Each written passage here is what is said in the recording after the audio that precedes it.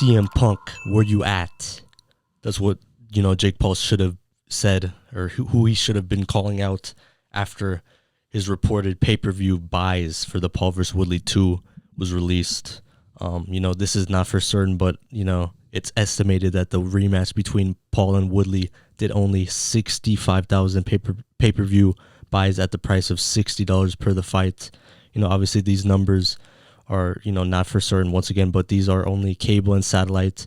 Digital buys have not been released yet, but the first fight between the two estimated around 480,000 to 500,000 pay-per-view buys. Although Paul claimed that the fight did 1.5 million pay-per-view buys, obviously that was untrue. He's probably trying to hype himself up, but after the vicious KO of Tyron Woodley, Jake Paul called out Jorge Masvidal and others. Masvidal responded stating that he can't sell like he can and he doesn't have the money, and Paul responded with an offer of $5 million guaranteed plus percentage of pay-per-view buys.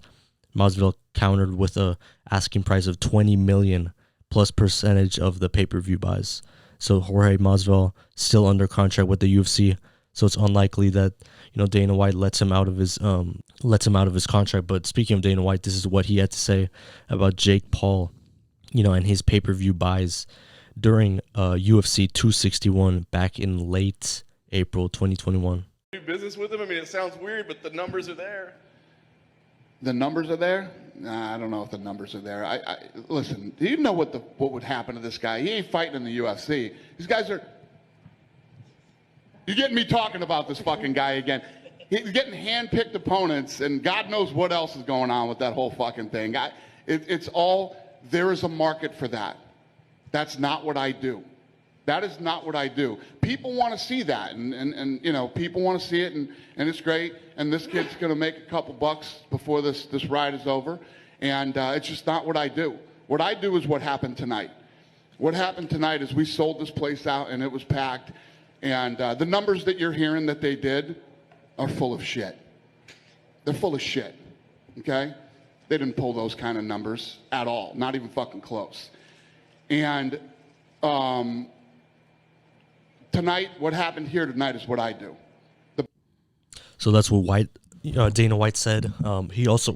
Dana White also recently took shots at Jake Paul, with a challenge, and he stated, "I got a challenge for Jake Paul. This guy keeps saying that I'm a cokehead.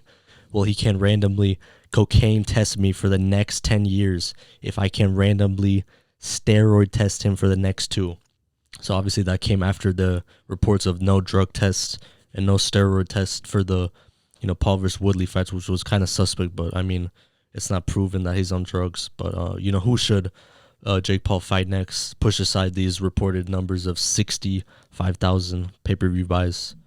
I think Fury, that's got to happen, or Masvidal, that would be a good fight. But you think Masvidal is gonna want to fight him after that reported 65,000 pay-per-view buys?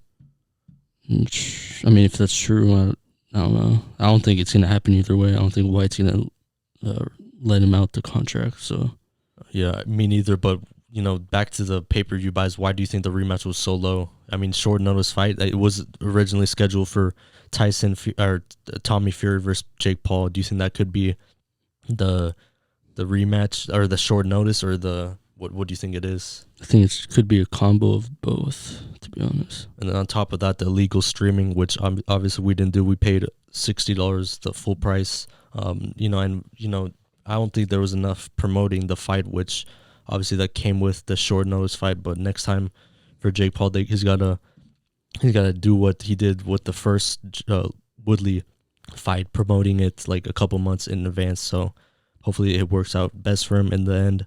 But is Jake Paul losing his hype after this, or? I mean, I can't see how he's losing his hype. If anything, it's getting bigger. But yeah, this numbers are. I mean, this is his name is in the news again, and obviously coming 2 weeks after knocking out Tyron Woodley cold. So that still haunts me in my nightmares. So comment down below your thoughts. Thank you guys for watching. Dualsighted, follow us on Dualsighted down below, Instagram, Twitter. And once again, thank you guys for watching. Peace.